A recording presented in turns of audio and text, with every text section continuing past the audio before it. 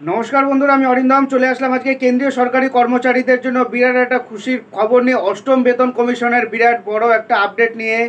অষ্টম বেতন কমিশন নিয়ে কিন্তু বর্তমানে বিরাট বিরাট আপডেট উঠে আসছে এবং অষ্টম বেতন কমিশন কবে থেকে কার্যকর হবে A to Z নিয়ে আমরা আজকে কিন্তু ভিডিওটাতে আলোচনা করবো। সো বন্ধুরা, ভিডিওটা কিন্তু আপনাদের জন্য কেন্দ্রীয় সরকারি কর্মচারীদের জন্য খুবই গুরুত্বপূর্ণ হতে চলেছে। সো ভিডিওটা কন্টিনিউ করুন।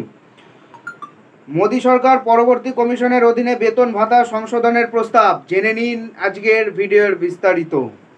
2024 সালে লোকসভা নির্বাচনের পরে ফের এনডিএ সরকার গঠন হয়েছে।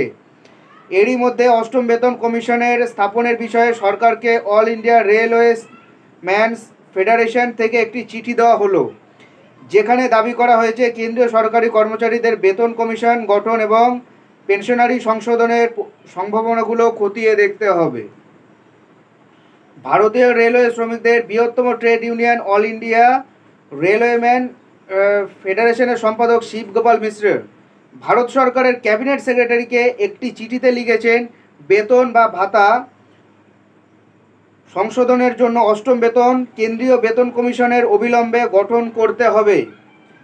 1 কোটিরও বেশি কেন্দ্রীয় সরকারি কর্মচারী এবং পেনশনভোগীরা অষ্টম বেতন কমিশন গঠনের জন্য অধীর আগ্রহে অপেক্ষা করছেন, যা সরকারি কর্মচারীদের পারিশ্রমিক এবং অন্যান্য সুবিধা সম্পর্কিত বিভিন্ন বিষয় বিবেচনা করে সরকারের কাছে তাদের সুপারিশ জমা দেবে। অষ্টম বেতন কমিশন কখন স্থাপন করা হবে?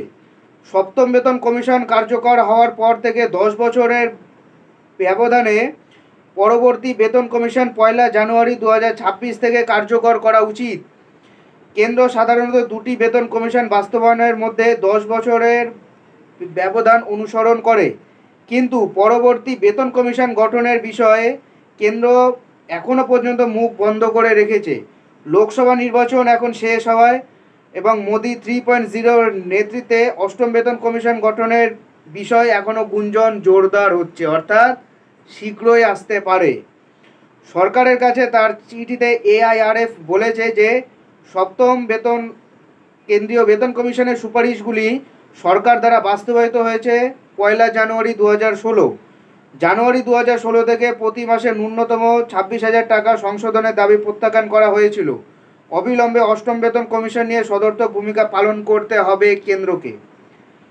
ন্যূনতম বেতনের জন্য AIRF এর দাবি কি?